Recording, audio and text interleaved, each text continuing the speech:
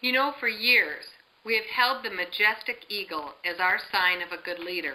It soars so high above everyone else, has a beautiful wingspan, eyes that can see its prey from miles away, and an uncanny accuracy in getting its food.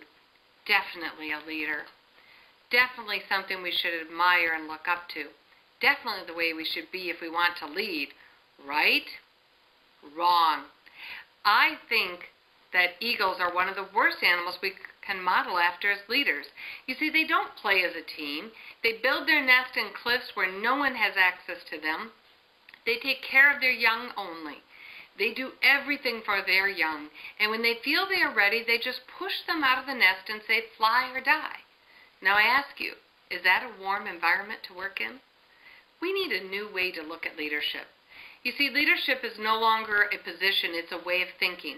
So whether you are a secretary, a foreman, a salesperson, or an executive, you all should be leaders.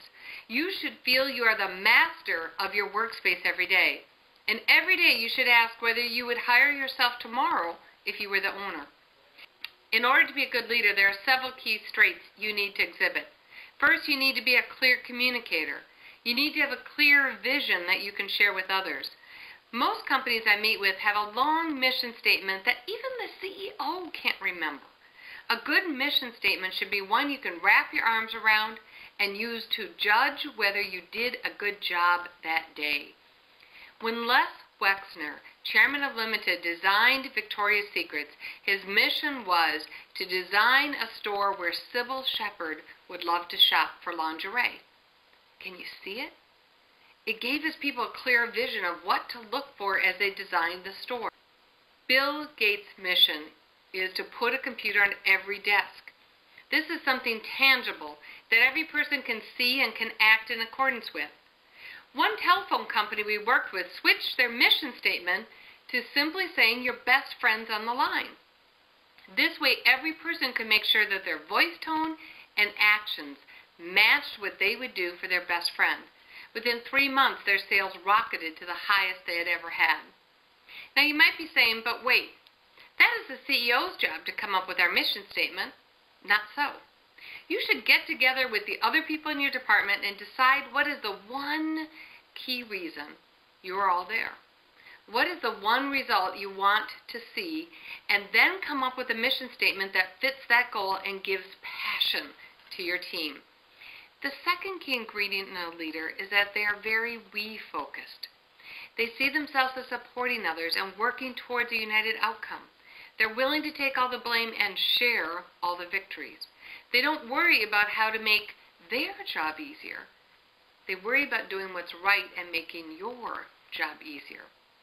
If you're a true leader, you will share information that you have with others. You'll want to draw the best in others. Job descriptions become irrelevant. What is most important is what needs to be done to get the result you desire. You'll think outside the box and work for solutions never thought of before. Finger pointing doesn't happen with true leaders. They instead want to know how the problem can be fixed. They want to know what caused it so people can learn from it and not repeat it. They do not shame or embarrass others. They are the first to point out good things that others do. Good leaders lead as well as follow. They don't worry about how others perceive them.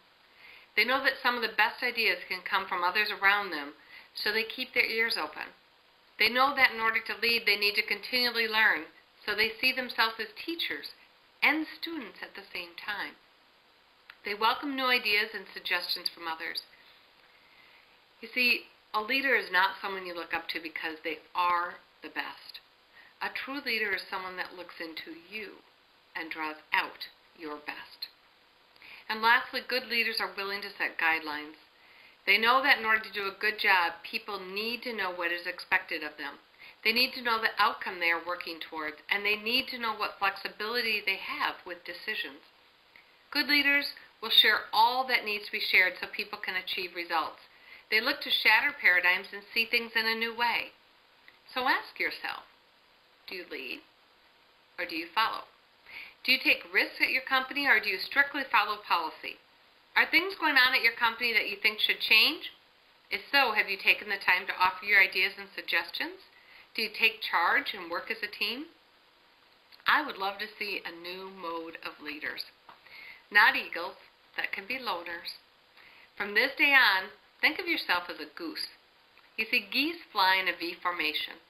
And since the lead position is tiring, the lead goose will fly to the back and a new goose will fly out to the front.